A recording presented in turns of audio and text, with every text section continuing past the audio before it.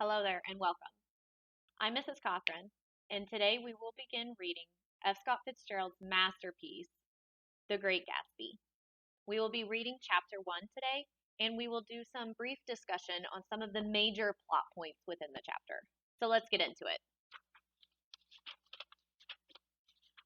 Chapter 1. In my younger and more vulnerable years, my father gave me some advice that I've been turning over in my mind ever since. Whenever you feel like criticizing anyone, he told me, just remember that all the people in this world haven't had the advantages that you've had.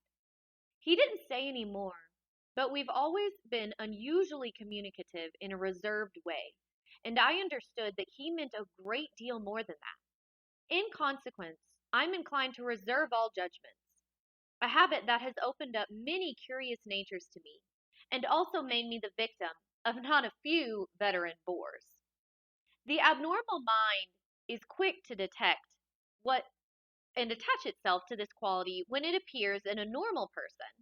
And so it came about that in college I was unjustly accused of being a politician because I was privy to the secret griefs of wild, unknown men. Most of the confidences were unsought.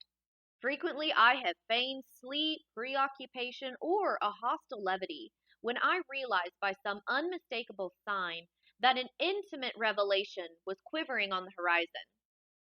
For the intimate revelations of young men, or at least the terms in which they express them, are usually plagiaristic and marred by obvious suppressions. Reserving judgments is a matter of infinite hope. I am still a little afraid of missing something if I forget that, as my father snobbishly suggested, and I snobbishly repeat, a sense of the fundamental decencies is parceled out unequally at birth. And after boasting this way of my tolerance, I come to the admission that it has a limit. Conduct may be founded on the hard rock or the wet marshes, but after a certain point, I don't care what it's founded on. When I came back from the East last autumn, I felt that I wanted the world to be in uniform and at a sort of moral attention forever. I wanted no more riotous excursions with privileged glimpses into the human heart. Only Gatsby, the man who gives his name to this book, was exempt from my reaction. Gatsby, who represented everything for which I have unaffected scorn. If personality is an unbroken series of successful gestures, then there was something gorgeous about him, some heightened sensitivity to the promises of life, as if he were related to one of those intricate machines that register earthquakes 10,000 miles away. This responsiveness had nothing to do with that flabby impressionability which is dignified under the name of the creative temperament. It was an extraordinary gift for hope, a romantic readiness such as I have never found in any other person, and which it is not likely I shall ever find again. No, Gatsby turned out all right at the end. It was what preyed on Gatsby, what foul dust floated in the wake of his dreams, that temporarily closed out my interest in the abortive sorrows and short-winded elations of men. All right, and now we have a page break here, and our narrator is going to shift away from his more diary centered narration into the story itself. My family had been prominent, well to do people in this middle western city for 3 generations. The Carraways are something of a clan, and we have a tradition that we're descended from the Dukes of Buccleuch. But the actual founder of my line was my grandfather's brother, who came here in '51, sent a substitute to the Civil War, and started the wholesale hardware business that my father carries on today. I never saw this great uncle, but I'm supposed to look like him, with special reference to the rather hard-boiled painting that hangs in my father's office. I graduated from New Haven in 1915, just a quarter of a century after my father, and a little later I participated in that delayed Teutonic migration known as the Great War. I enjoyed the counter raid so thoroughly that I came back restless. Instead of being the warm center of the world, the Middle West now seemed like the ragged edge of the universe. So I decided to go east and learn the bond business. Everybody I knew was in the bond business, so I supposed it could support one more single man. All my aunts and uncles talked it over, as if they were choosing a prep school for me, and finally said, "Why, yes," with very grave, hesitant faces. Father agreed to finance me for a year, and after various delays, I came east, permanently, I thought, in the spring of 1922. The practical thing was to find rooms in the city, but it was a warm season, and I had just left a country of wide lawns and friendly trees. So when a young man at the office suggested that we take a house together in a commuting town, it sounded like a great idea. He found the house, a weather-beaten cardboard bungalow at 80 a month, but at the last minute the firm ordered him to Washington, and I went out to the country alone. I had a dog, at least I had him for a few days until he ran away, and an old Dodge and a Finnish woman who made my bed and cooked breakfast and muttered Finnish wisdom to herself over the electric stove. It was lonely for a day or so, until one morning some man more recently arrived than I stopped me on the road. "How do you get to West Egg Village?" he asked helplessly. I told him, and as I walked on I was lonely no longer. I was a guide, a pathfinder, an original settler. He had casually conferred on me the freedom of the neighborhood. And so, with the sunshine and the great bursts of leaves growing on the trees, just as things grow in fast movies, I had that familiar conviction that life was beginning over again with the summer. There was so much to read, for one thing, and so much fine health to be pulled down out of the young, breath giving air. I bought a dozen volumes on banking and credit and investment securities, and they stood on my shelf in red and gold like new money from the mint, promising to unfold the shining secrets that only Midas and Morgan and Maecenas knew.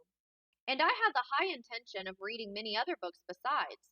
I was rather literary in college. One year, I wrote a series of very solemn and obvious editorials for the Yale News. And now I was going to bring back all such things into my life and become again that most limited of all the specialists, the well rounded man. This isn't just an epigram. Life is much more successfully looked at from a single window, after all. It was a matter of chance that I should have rented a house in one of the strangest communities in North America. It was on that slender, riotous island which extends itself due east of New York, and where there are, among other natural curiosities, two unusual formations of land. 20 miles from the city, a pair of enormous eggs, identical in contour and separated only by a courtesy bay, jut out into the most domesticated body of salt water in the Western Hemisphere, the great wet barnyard of Long Island Sound. They are not perfect ovals, like the egg in the Columbus story. They are both crushed flat at the contact end, but their physical resemblance must be a source of perpetual confusion to the gulls that fly overhead. To the wingless, a more arresting phenomenon is their dissimilarity in every particular except shape and size. I lived at West Egg, the less fashionable of the two, though this is a most superficial tag to express the bizarre and not a little sinister contrast between them. My house was at the very tip of the egg, only 50 yards from the Sound, and squeezed between two huge places that rented for 12 or 15,000 a season. The one on my right was a colossal affair by any standard. It was a factual imitation of some Hotel de Ville in Normandy, with a tower on one side, spanking new under a thin beard of raw ivy, and a marble swimming pool, and more than 40 acres of lawn and garden. It was Gatsby's mansion. Or rather, as I didn't know Mr. Gatsby, it was a mansion, inhabited by a gentleman of that name. My own house was an eyesore, but it was a small eyesore and it had been overlooked, so I had a view of the water, a partial view of my neighbor's lawn, and the consoling proximity of millionaires, all for $80 a month. Across the courtesy bay, the white palaces of fashionable East Egg glittered along the water, and the history of the summer really begins on the evening I drove over there to have dinner with the Tom Buchanans. Daisy was my second cousin once removed, and I'd known Tom in college, and just after the war I spent 2 days with them in Chicago. Her husband, among various physical accomplishments, had been one of the most powerful ends that ever played football at New Haven. A national figure, in a way. One of those men who reached such an acute, limited excellence at 21 that everything afterwards savors of anticlimax. His family were enormously wealthy. Even in college, his freedom with money was a matter for reproach. But now he'd left Chicago and come east in a fashion that rather took your breath away. For instance, he brought down a string of polo ponies from Lake Forest. It was hard to realize that a man in my own generation was wealthy enough to do that. Why they came east, I don't know. They spent a year in France for no particular reason, and then drifted here and there unrestfully wherever people played polo and were rich together. This was a permanent move, said Daisy over the telephone, but I didn't believe it.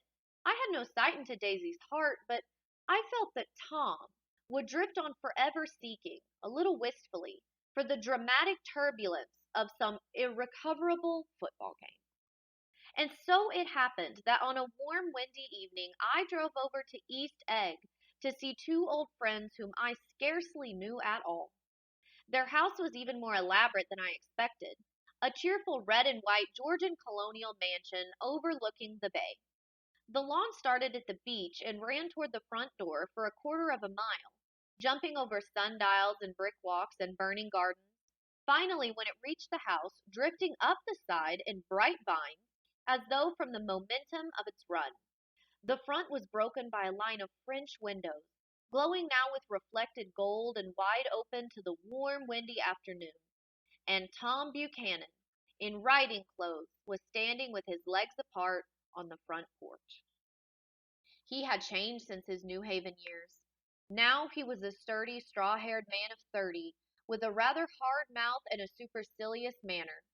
Two shining, arrogant eyes had established dominance over his face and gave him the appearance of always leaning aggressively forward. Not even the effeminate swank of his riding clothes could hide the enormous power of that body. He seemed to fill those glistening boots until he strained the top lacing, and you could see a great pack of muscles shifting when his shoulder moved under his thin coat. It was a body capable of enormous leverage. A cruel body.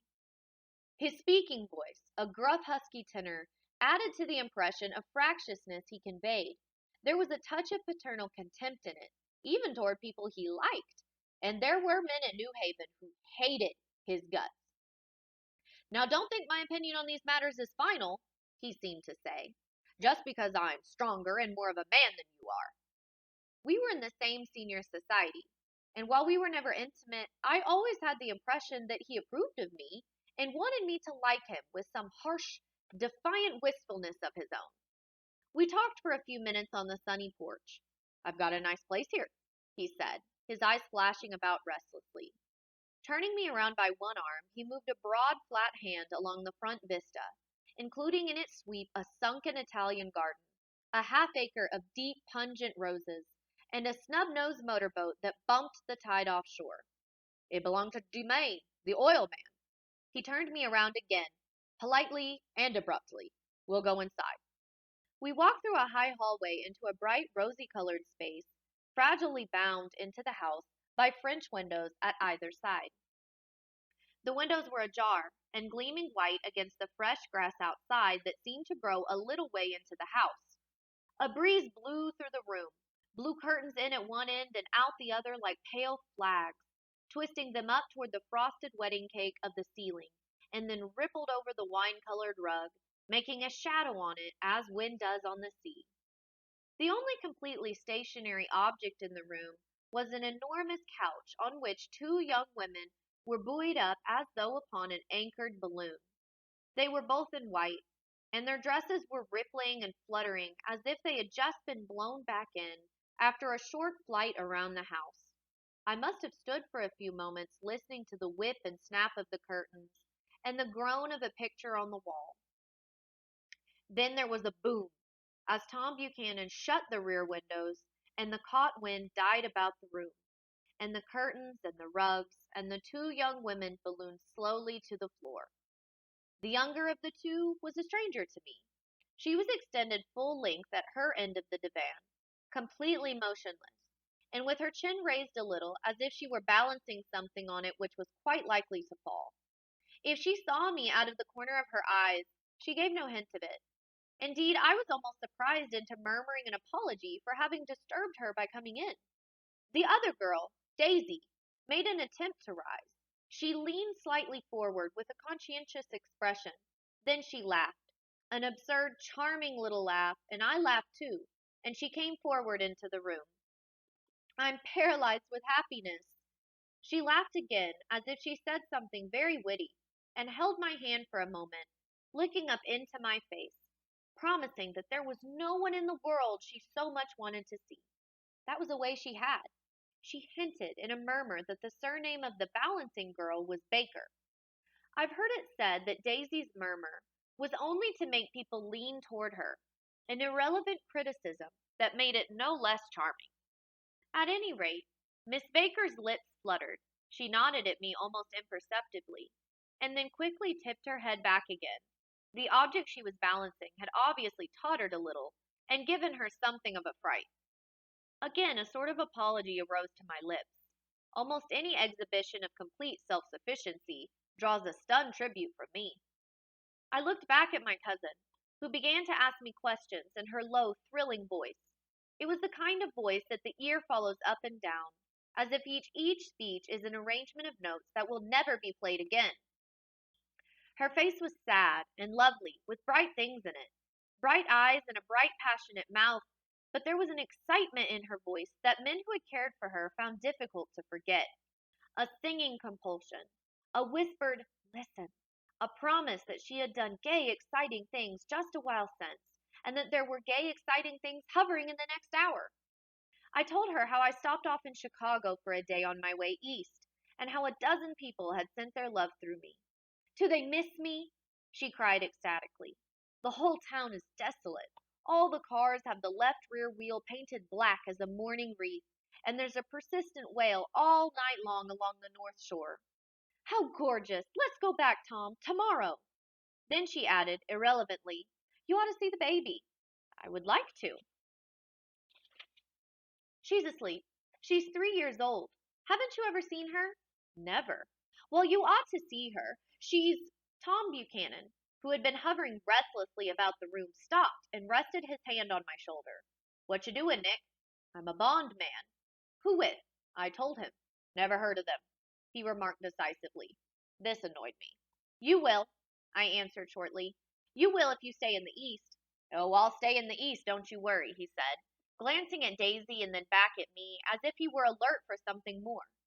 I'd be a damn fool to live anywhere else. At this point, Miss Baker said, Absolutely, with such suddenness that I started. It was the first word she had uttered since I came into the room. Evidently, it surprised her as much as it did me, for she yawned and, with a series of rapid, deft movements, stood up into the room. I'm stiff, she complained. I've been lying on that sofa for as long as I can remember. Well, don't look at me, Daisy retorted. I've been trying to get you to New York all afternoon. No thanks, said Miss Baker to the 4 cocktails just in from the pantry. I'm absolutely in training. Her host looked at her incredulously. You are.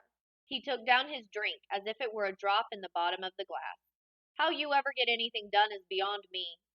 I looked at Miss Baker, wondering what it is that she got done. I enjoyed looking at her. She was a slender, small-breasted girl with an erect carriage, which she accentuated by throwing her body backward at the shoulders like a young cadet. Her gray, sun-strained eyes looked back at me with polite, reciprocal curiosity out of a wan, charming, discontented face. It occurred to me now that I had seen her, or a picture of her, somewhere before. You live in West Egg, she remarked contemptuously. I know somebody there. Well, I don't know a single. Oh, well, you must know Gatsby.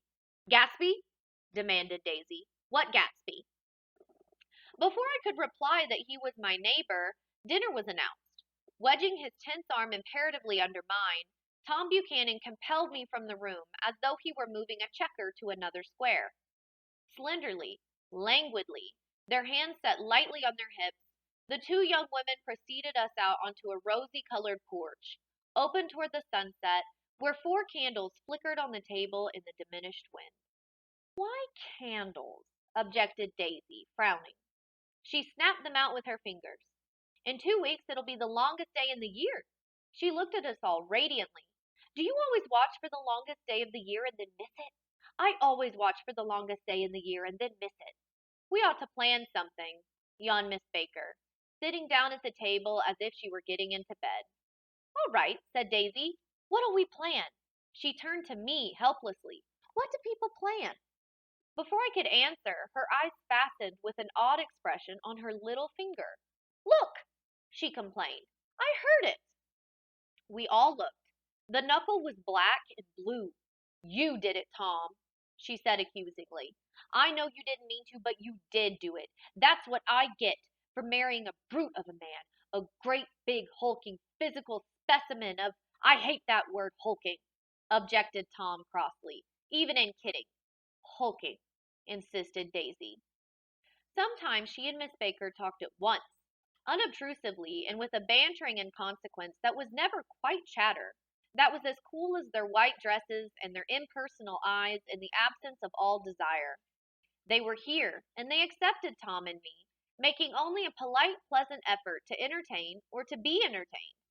They knew that presently dinner would be over, and a little later the evening too would be over and casually put away.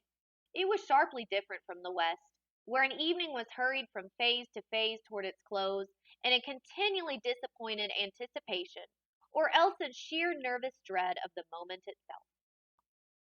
You make me feel uncivilized, Daisy, I confessed on my second glass of corky but rather impressive claret. Can't you talk about crops or something? I meant nothing in particular by this remark, but it was taken up in an unexpected way. Civilization's going to pieces, broke out Tom violently. I've gotten to be a terrible pessimist about things. Have you read The Rise of the Colored Empires by this man Goddard? Why, no, I answered, rather surprised by his tone. Well, it's a fine book and everybody ought to read it. The idea is if we don't look out, the white race will be utterly submerged. It's all scientific stuff. It's been proved. Tom's getting very profound, said Daisy, with an expression of unthoughtful sadness. He reads deep books with long words in them. What was the word that we. Well, these books are all scientific, insisted Tom, glancing at her impatiently. This fellow has worked out the whole thing. It's up to us, who are the dominant race, to watch out, or these other races will have control of things. We've got to beat them down, whispered Daisy, winking ferociously toward the fervent sun. You ought to live in California, began Miss Baker, but Tom interrupted her by shifting heavily in his chair. This idea is that we're Nordics. I am, and you are, and. After an infinitesimal hesitation, he included Daisy with a slight nod, and she winked at me again. And we produce all the things that go to make civilization. Oh, science and art and all that. Do you see? There was something pathetic in his concentration, as if his complacency, more acute than of old, was not enough to him any more. When almost immediately the telephone rang inside and the butler left the porch, Daisy seized upon the momentary interruption and leaned toward me. I'll tell you a family secret, she whispered enthusiastically. It's about the butler's nose. Do you want to hear about the butler's nose? Well, that's why I came over tonight. Well, he wasn't always a butler. He used to be the silver polisher for some people in New York that had a silver service for 200 people. He had to polish it from morning till night until finally it began to affect his nose. Things went from bad to worse, suggested Miss Baker. Yes, things went from bad to worse until finally he had to give up his position. For a moment, the last sunshine fell with romantic affection upon her glowing face. Her voice compelled me forward breathlessly as I listened. Then the glow faded, each light deserting her with lingering regret, like children leaving a pleasant street at dusk. The butler came back and murmured something close to Tom's ear, whereupon Tom frowned, pushed back his chair, and without a word went inside. As if his absence quickened something within her, Daisy leaned forward again, her voice glowing and singing. I love to see you at my table, Nick. You remind me of a rose, an absolute rose. Doesn't he? She turned to Miss Baker for confirmation. An absolute rose? This was untrue. I am not even faintly like a rose. She was only extemporizing. but a stirring warmth flowed from her, as if her heart was trying to come out to you, concealed in one of those breathless, thrilling words. Then suddenly she threw her napkin on the table and excused herself and went into the house. Miss Baker and I exchanged a short glance, consciously devoid of meaning.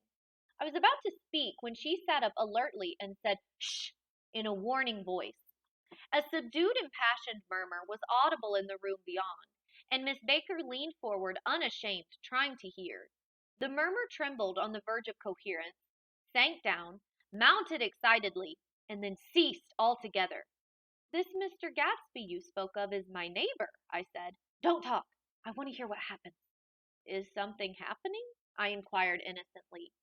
"You mean to say that you don't know?" said Miss Baker, honestly surprised. "I thought everybody knew." "I don't."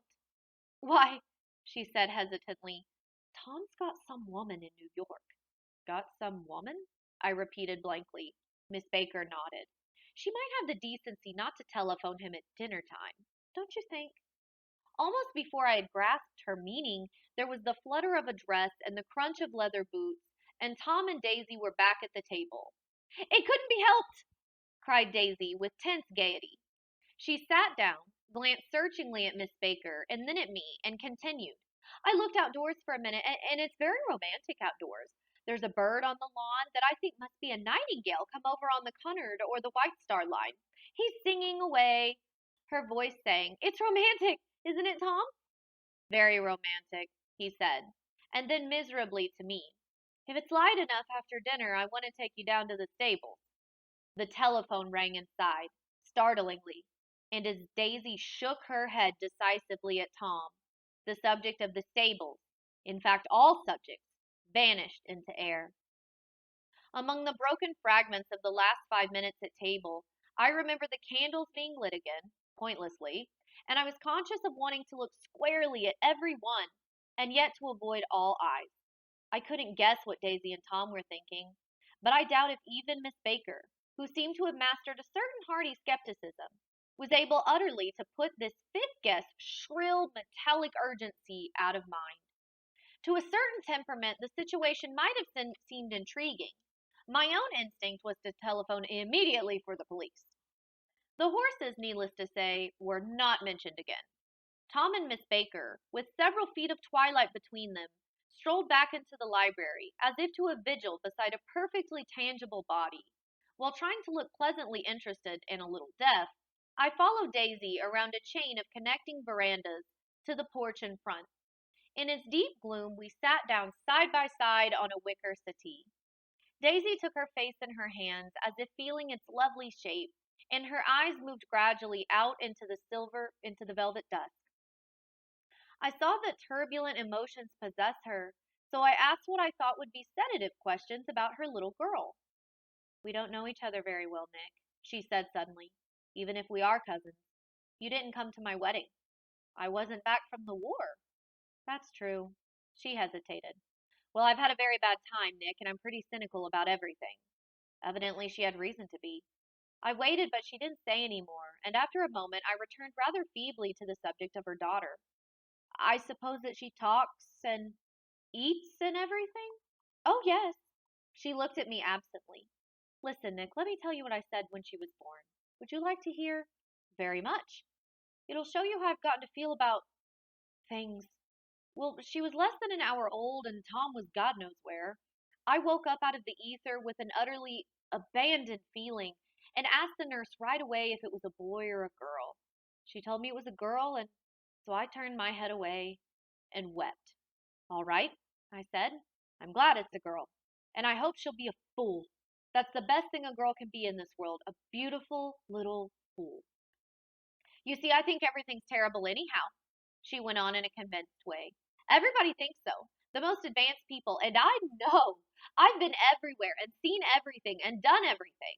Her eyes flashed around her in a defiant way, rather like Tom's, and she laughed with thrilling scorn.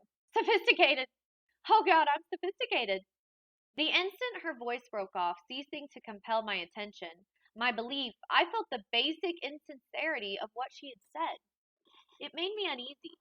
as though the whole evening had been a trick of some sort to exact a contributory emotion from me. I waited, and sure enough, in a moment she looked at me, with an absolute smirk on her lovely face, as if she had asserted her membership in a rather distinguished secret society to which she and Tom belonged. Inside, the Crimson Room bloomed with light. Tom and Miss Baker sat at either end of the long couch, and she read aloud to him from the Saturday Evening Post, the words, murmurous and uninflected, running together in a soothing tone.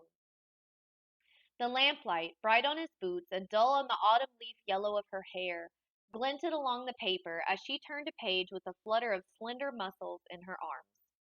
When we came in, she held us silent for a moment with a lifted hand. "To be continued," she said, tossing the magazine on the table, "in our very next issue." Her body asserted itself with a restless movement of her knee, and she stood up. "10 o'clock," she remarked, apparently finding the time on the ceiling. "Time for this good girl to go to bed." "Jordan's going to play in the tournament tomorrow," explained Daisy, "over at Westchester." "Oh, you're Jordan Baker!" I knew now why her face was familiar. Its pleasing, contemptuous expression had looked out at me from many rotogravure pictures of the sporting life at Asheville and Hot Springs and Palm Beach. I had heard some story of her, too, a critical, unpleasant story, but what it was I had forgotten long ago. "Good night," she said softly. "Wake me at 8, won't you?" "If you'll get up." "I will. Good night, Mr. Carraway.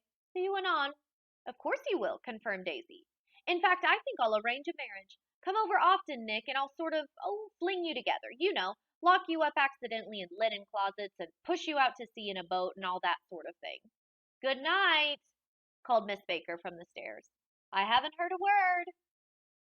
"She's a nice girl," said Tom after a moment. "They oughtn't let her run around the country this way." "Who oughtn't to?" inquired Daisy coldly. "Her family." "Her family is one aunt about 1,000 years old. Besides, Nick's going to look after her, aren't you, Nick? She's going to spend lots of weekends out here in the summer. I think the home influence will be very good for her." Daisy and Tom looked at each other for a moment in silence. "Is she from New York?" I asked quickly. "From Louisville. Our white girlhood was passed together there. Our beautiful white—" "Did you give Nick a little heart-to-heart talk on the veranda?" demanded Tom suddenly. "Did I?" She looked at me. "I can't seem to remember, but I think we talked about the Nordic race. Yes, I'm sure we did. It sort of crept up on us, and first thing you know, don't believe everything you hear, Nick," he advised me. I said lightly that I had heard nothing at all, and a few minutes later I got up to go home.